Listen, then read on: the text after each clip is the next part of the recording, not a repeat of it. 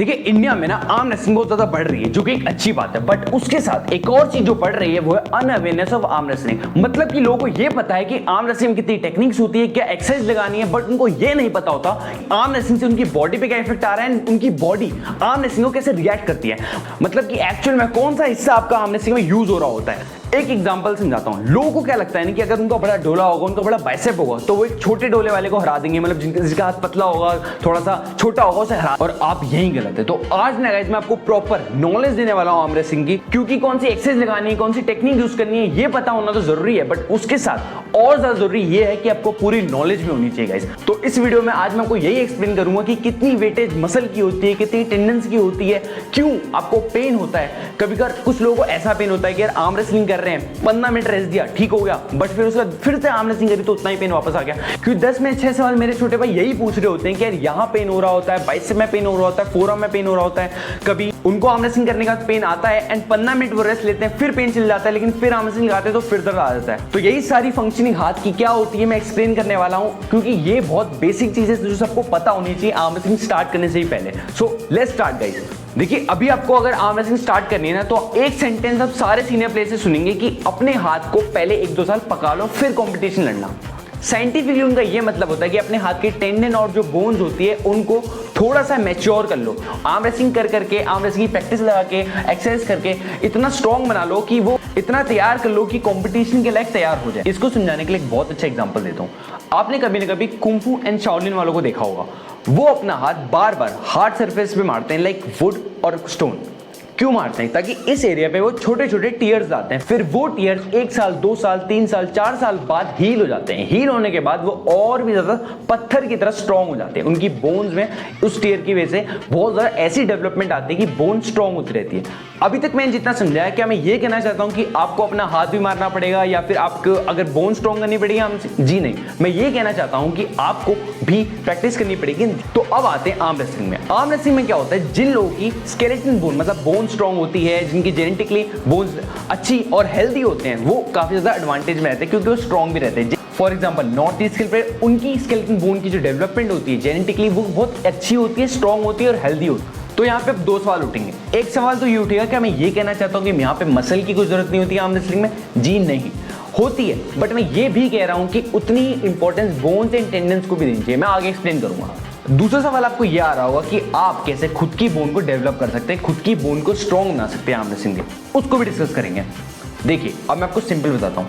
Arm wrestling की जो movement है ना, मतलब कि ये वाली, आप किसी भी एक्सरसाइज में आपको ये नहीं मिलेगी। मतलब कोई भी आप जिम में एक्सरसाइज करते हो ना, अगर आप बॉडी बिल्डर हो या फिर आप जिम करते हो, तो आपको ऐसी मिलती जुलती कोई एक्सरसाइज नहीं मिलेगी। मतलब किसमें आप ऐसे चेस्ट मार रहे हो या ऐसे बाइसेप कर लगा रहे हो, ये मूवमेंट ही अलग है, ठीक है।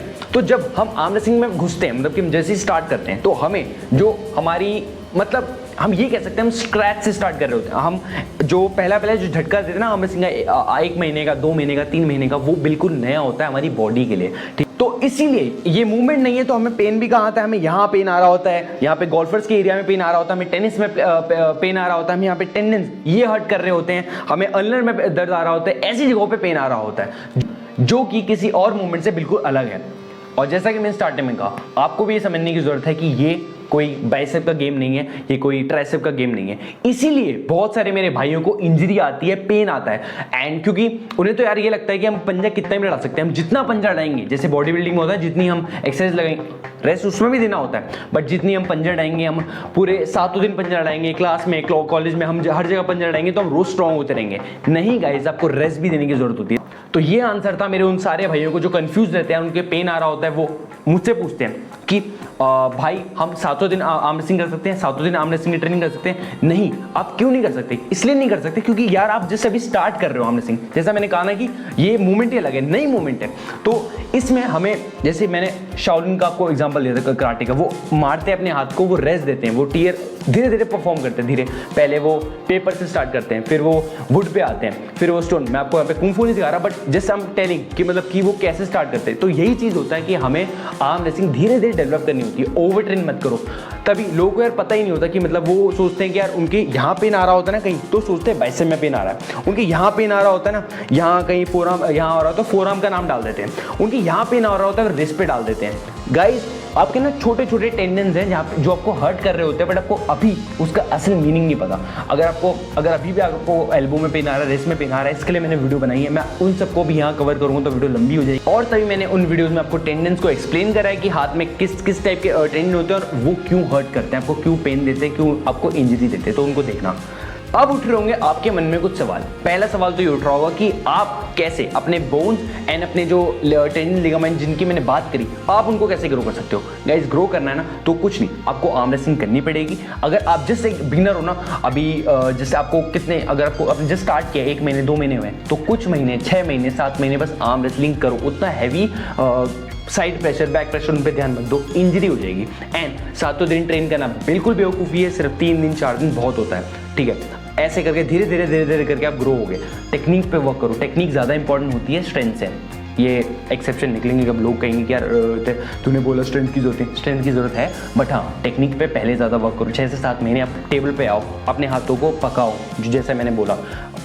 दूसरा सवाल का जवाब आई होप आपको मिल गया हो कि आर्म रेसलिंग का पेन आपको इतना डिफरेंट एंड इतना अलग टाइप का क्यों होता है। एंड आप कभी भाई छोटे बच्चे जो होते हैं ना, मेरे को जो मैसेज करते हैं, वो डर भी जाते हैं कि यार ऐसा पेन हो रहा होता है। बट जैसे ही मैं उनको रेस्ट करने को बोलता हूँ, 1 दिन 2 दिन no training, no arm wrestling for 2 to 3 days, वो जब करते हैं तो उनको एकदम रिलीफ आता है, उनको सही लगता है। क्योंकि ये इसलिए होता है क्योंकि उनको अभी नॉलेज नहीं है कि कैसे रेस्ट लेना होता है, कैसे अपने हाथ को थेरेपी देना होता है। वो बस आर्म रेसलिंग कर रहे हैं।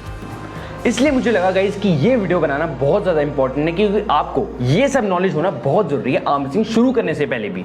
सो गाइस, आई होप आज मैंने आपको एक बहुत बड़ी चीज़ के बारे में एजुकेट किया। इससे आप अपने पेन, अपने इंजरीज को अवॉइड कर पाओगे। आप समझ पाओगे कि आपको क्यों पेन, कैसे पेन, कहाँ होता है। एंड अगर आपको मतलब डीपली समझना है ना कि यार एल्बो में कितने क्या टेंडेंस वगैरह पेन, उसके लिए ना पूरी सीरीज बनाई, शोल्डर के ऊपर बनाई, रिस्ट के ऊपर, वो भी आप जाके देख सकते हो, ठीक है। अगर आपको पेन आ रहा है, कुछ भी आपको समस्या है, तो हम उनको जाके देख सकते हो। और मैं इंजरी सीरीज की प्लेलिस्ट का लिंक भी डाल दूंगा। सो गाइस, आई होप आज आपको वीडियो थोड़ी वैल्यू मिली हो। अगर मिली हो ना तो लाइक कर देना, कमेंट कर देना। एंड ऐसे ही मैं वीडियो के साथ आता रहूंगा। This is without, thanks for watching, peace out.